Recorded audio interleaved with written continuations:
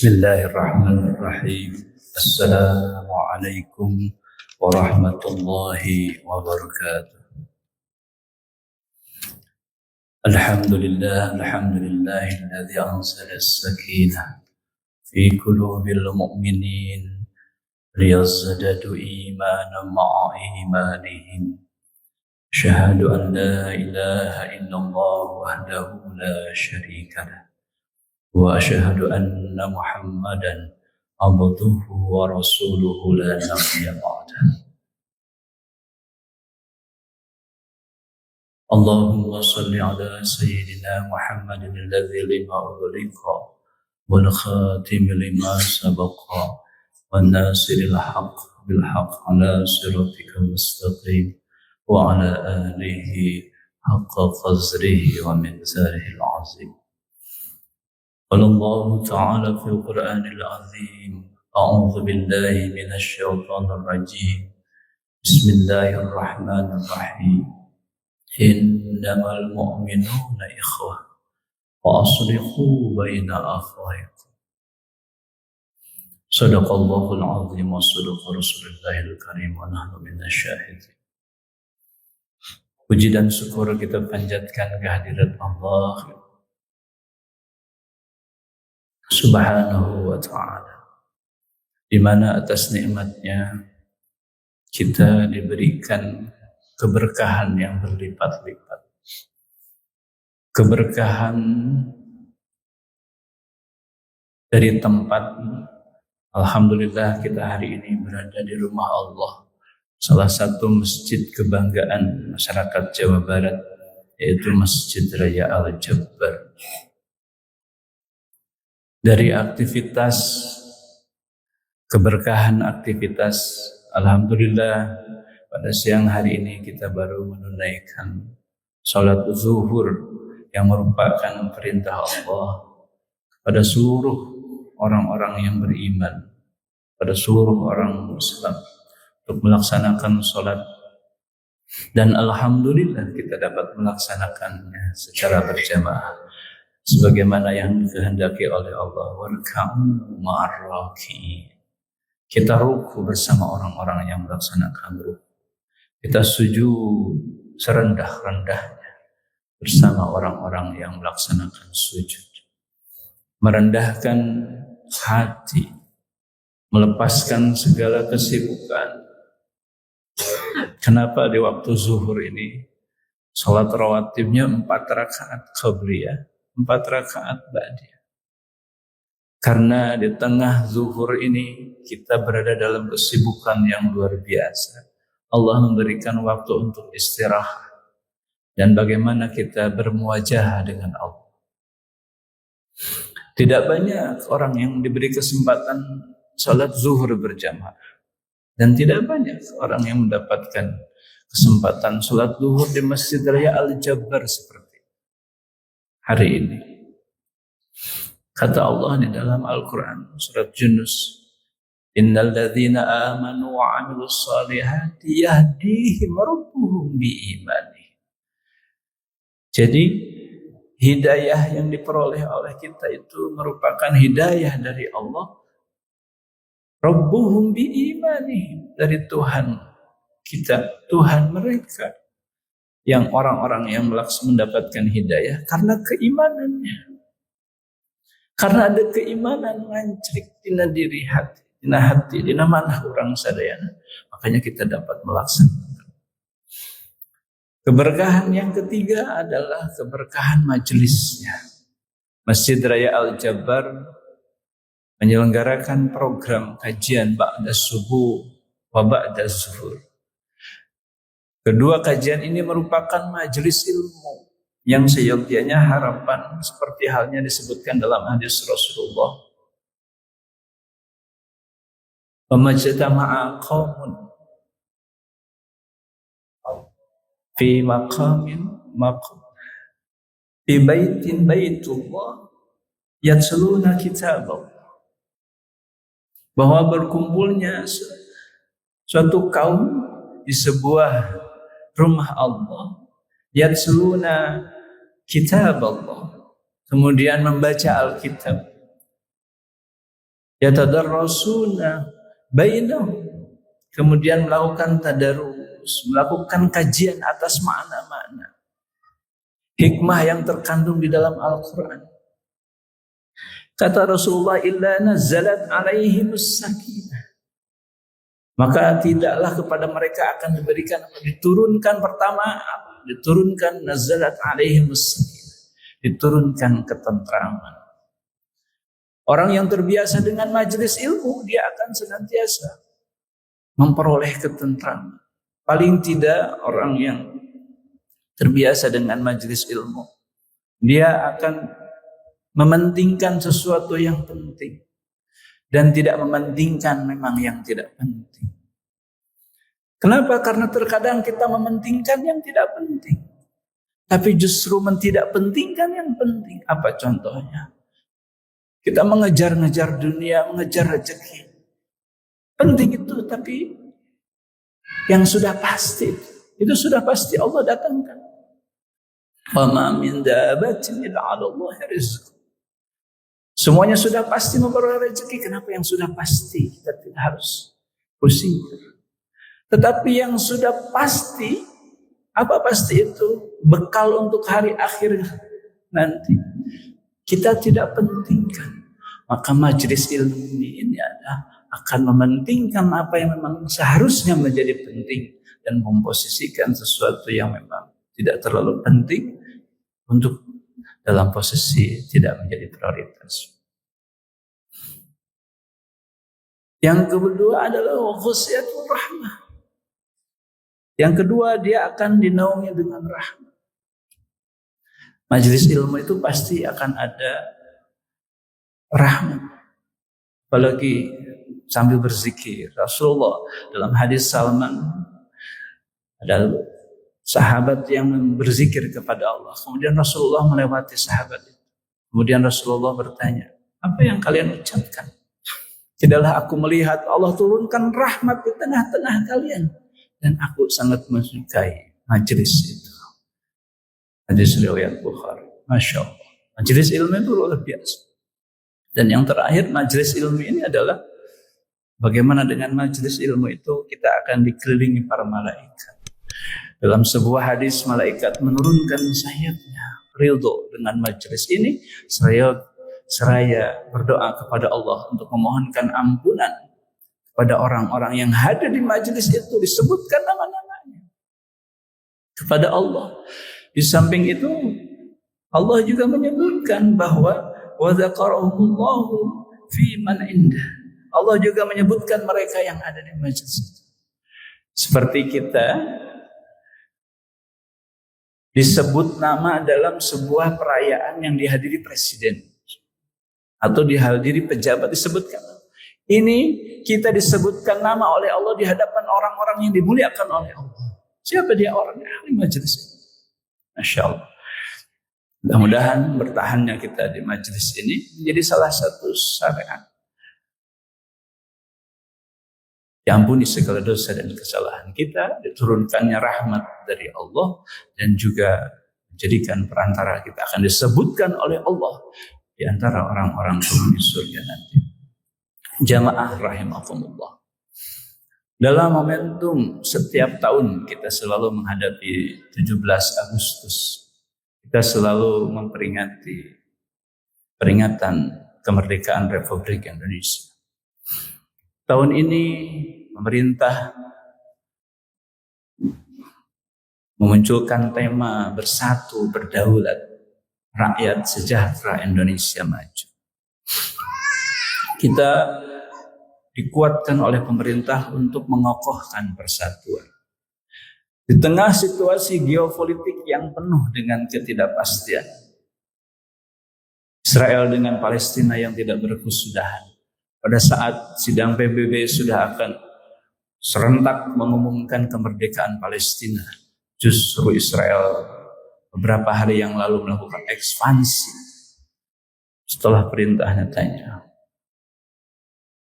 Pengeboman antara Iran dengan Israel, Israel dengan Iran, India dengan Pakistan, Kamboja dengan Thailand. Ambalat sudah mulai. Maka persatuan menjadi sesuatu yang kokoh. Apa yang bisa menyatukan anak republik ini? Kata Quraisy Shihab, paling tidak ada 5 titik temu. Titik temu yang pertama adalah ketuhanan yang Maha Esa. Apapun tafsir terhadap definisi ketuhanan yang Maha Esa, tetapi hal ini sesuai dengan doanya Nabi Ibrahim pada anaknya. Rabbi ja'al hadza baladan wajnubi wa bani an na'budal asnam. Rabbi ja'al, ya Allah jadikanlah negara ini baladan aminan, negara yang aman. Wajnubi wa bani an na'budal, dan jauhkan dari penyembahan kepada sesembahan tapekong, tapi hanya bertauhid kepada Allah.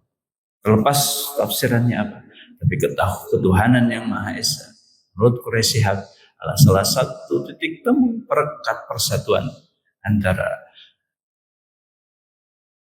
warga Republik Indonesia.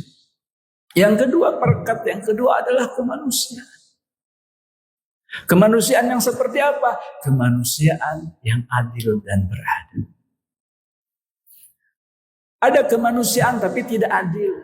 Ada sebuah negara yang selalu mempromosikan demokrasi, mempromosikan tentang kemanusiaan, tetapi dia tidak berlakukan kemanusiaan itu bagi orang lain, tapi dia berlakukan bagi dirinya. Dirinya diserang, wah, playing victim. Tapi ketika negara-negara tertentu diserang, dia diam bahkan turut serta. Itu adalah kemanusiaan, tapi tidak berkeadilan. Kemanusiaan yang berkeadilan dan beradab. Islam mengedepankan. Hari ini ada beberapa negara luar Timur Tengah, luar negara Islam, mengkampanyekan free Palestine. Itu karena ada sisi kemanusiaan. Maka perekat yang kedua adalah kemanusiaan yang adil dan beradab. Baru yang ketiga adalah persatuan. Persatuan bagi masyarakat Indonesia disebut persatuan Indonesia. Persatuan bagi masyarakat Jazirah Arab, persatuan para negara-negara Jazirah Arab. Persatuan antara negara-negara Islam disebut OKI. Persatuan negara-negara yang mencintai perdamaian, ada Perserikatan Bangsa-Bangsa. Dan persatuan bagi negara lain disebut juga persatuan. Maka bagi Indonesia, persatuan Indonesia adalah perekat yang ketiga, titik temu untuk menciptakan persaudaraan yang kokoh di antara warga Indonesia. Baru yang ketiga, permusyawaratan dan keadilan sosial. Keadilan sosial ini berbeda dengan keadilan hukum, Bapak dan Ibu sekalian. Kalau keadilan hukum itu menutup matanya, tapi membuka pikiran dan hatinya dalam membuat sebuah keputusan. Sehingga dia tidak terpengaruhi oleh pesanan siapapun. Dia tidak terpengaruhi oleh bujukan rayuan apapun. Tidak terpengaruhi oleh intimidasi apapun. Seorang hakim mengambil sebuah keputusan, menutup matanya. Itu keadilan dalam hukum. Tetapi keadilan dalam sosial, dia harus membuka mata. Siapa yang harus memperoleh keadilan? Siapa yang layak untuk mendapatkan bantuan? Siapa yang layak mendapatkan hibah? Tidak perlu hibah dihilangkan semuanya atau di stop gara-gara kasus beberapa. Tidak perlu. Tetapi harus dikuatkan database. Karena keadilan sosial harus tepat kepada mereka yang berhak untuk menerimanya. Maka kelima ini kita sering sebut dengan Pancasila sebagai dasar. Ternyata Pancasila itu adalah pondasi-pondasi Islam yang hakiki. Dan semuanya dibingkai di dalam Islam disebut dengan ukhuwah Islamiyah. Apa ukhuwah Islamiyah? Kita selalu menerjemahkannya, Ibu ya, Bapak. Kalau ukhuwah Islamiyah itu adalah persaudaraan sesama Islam. Menurut Quraisy Shihab, definisinya tidak hanya seperti itu. Karena kata Islamiyah berarti kata sifat. Maka ukhuwah Islamiyah adalah persaudaraan yang didasarkan atas dasar nilai-nilai keislaman. Jadi kalau persaudaraan atas dasar ikatan nilai-nilai keislaman, maka persaudaraan itu bisa terjadi dengan siapa saja. Kalau di Melayu itu ada panggilan saudara, Ibu. Betul, Bu? Saudara. Siapa saudara? Itu artinya satu udara. Saudara itu satu udara. Kalau satu udara, di rumah kita punya hewan ternak.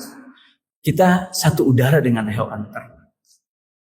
Kalau di sekeliling rumah kita tuh banyak pepohonan, Bapak dan Ibu, kita seudara dengan pepohonan.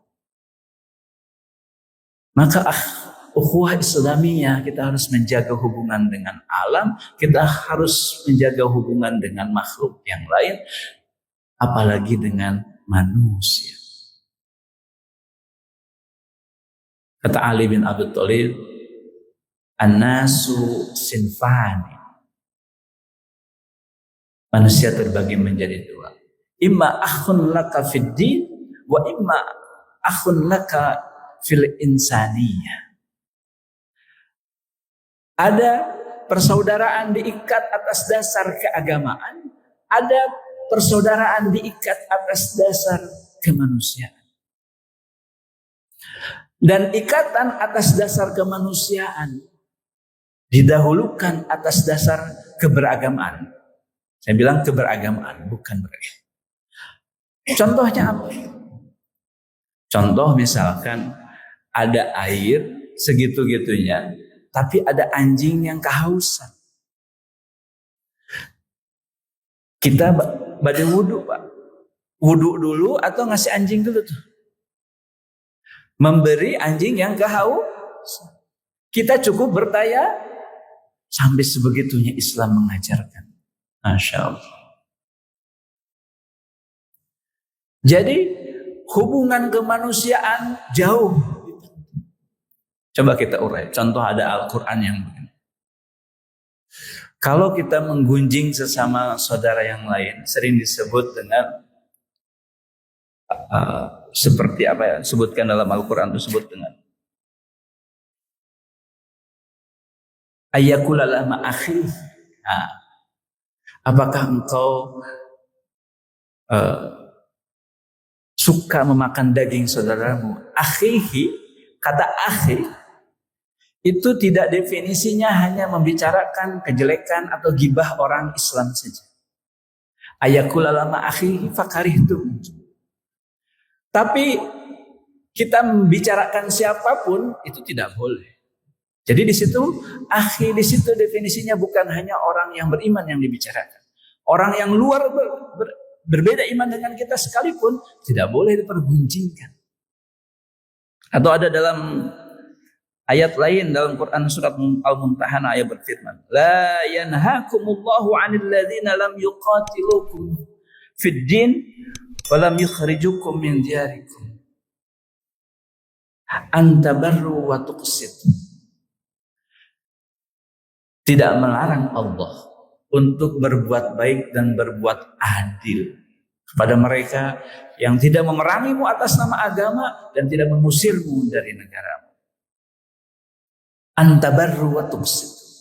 Antabarru itu berbuat kebaikan, itu tidak perlu kita pilih-pilih. Sebentar ya.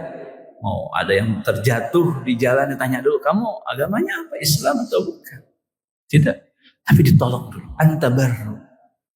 Wa tuqsitu itu tafsiran para ulama adalah memberikan rezeki kita kepada orang lain. Memberikan rezeki kita tidak perlu. Itulah konsep ekonomi syariah, yaitu ekonomi inklusif. Tidak hanya berlaku hanya untuk sesama muslim, berlaku juga untuk luar muslim. Di dalam Al-Quran, hubungan kemanusiaan bisa disebut dengan ikhwah. Ada ikhwan, Bapak dan Ibu. Ikhwah itu untuk definisi satu keturunan. ikhwatul Yusuf. Tapi kalau ikhwan itu persamaan. Ikhwanul, makanya ikhwan. Tapi kenapa di dalam Quran surat Al-Hujurat ayat 10 innamal mu'minuna ikhwah? Kenapa tidak innamal mu'minuna ikhwan? Padahal seharusnya kalau merujuk beberapa ayat yang sebelumnya, karena definisi ikhwah itu untuk keturunan, sedangkan ikhwan itu karena ada persamaan satu negara, persamaan satu daerah, atau persamaan satu zona. Tapi kenapa di dalam Quran surat Al-Hujurat ayat 10 itu menggunakan innamal mu'minuna ikhwah? Ternyata artinya menurut para mufassir, persaudaraan sesama orang yang beriman tidak hanya didasarkan atas dasar keimanan, tetapi hendaknya juga seperti sebuah keluarga yang seperti satu keturunan. Jadi kekuatan. Makanya wajar kalau ada hadis al-mu'min kalbunyan yasuddu ba'duhu ba'd. Itu karena definisi di dalam Al-Qur'annya innamal mu'minuna ikhwah. Kumaha kalau ikhwah itu ada perseteruan seperti sendok dan garpu di dalam sebuah piring, maka disitulah fungsinya silaturahmi. Silaturahmi itu fa aslihu baina akhwaikum. Fa aslihu itu adalah silaturahmi. Silaturahmi ini adalah solusi pada saat persaudaraan di antara orang yang beriman kemudian terjadi sebuah gesekan, maka solusinya adalah silaturahmi. Jamaah rahimakumullah. Dalam tingkatan hubungan yang beriman, para ulama membagi 3 tingkatan hubungan orang yang beriman. Tingkatan pertama adalah ihsan. Ihsan kepada sesama orang yang beriman. Apa ihsan bagi sesama orang yang beriman? Kalau ihsan di dalam beribadah itu anta abudallah ka'annaka tarahu fa illam takun tarahu fa illam Allah tetap melihat kita. Allah tetap melihat. Illam takun tarahu fa innahu yaruk. Tetapi ihsan di dalam hubungan sesama manusia adalah mendahulukan orang lain ketimbang kepentingan dirinya. Sering disebutkan di dalam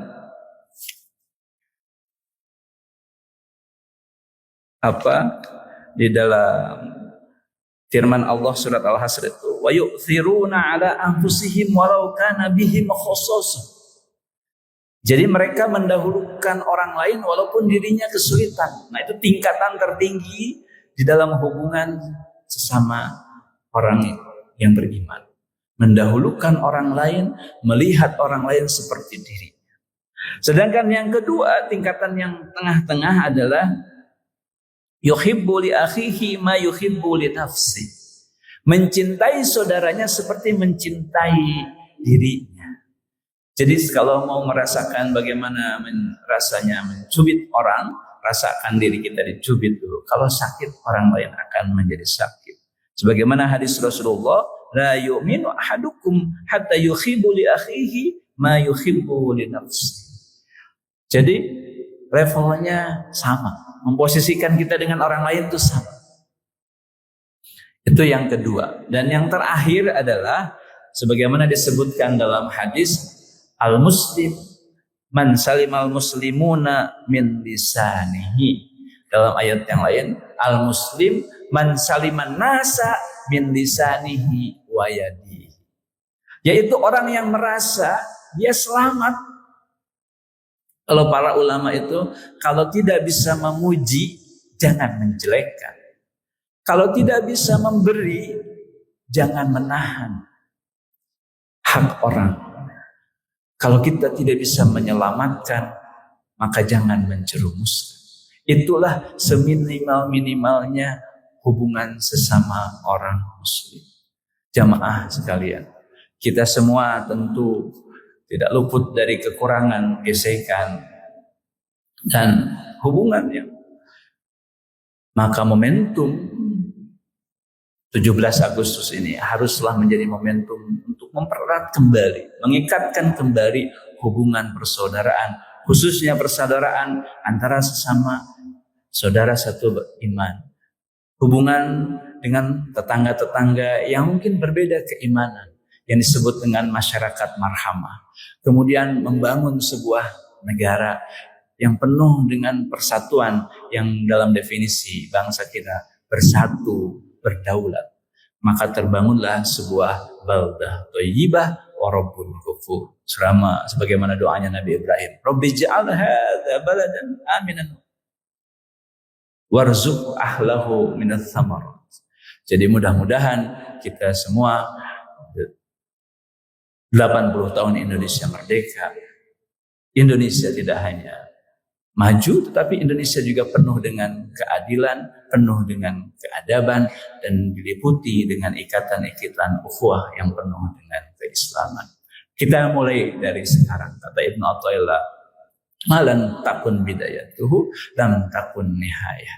Lam takun bidayatuhu mukhlikat, lam takun nihayatuhu musrifah. Kalau kita tidak memulai sesuatu dengan penuh semangat dan niat yang baik, maka jangan harap ada kemuliaan. Jika berharap kita sebuah kemuliaan di akhir, maka kita harus memulainya dengan niat baik. Innamal a'malu binniyat. Allahumma fiqil aqil tariq, nusru minallah wa batsum qarib, wa basiril mu'minin. Assalamualaikum warahmatullahi wabarakatuh.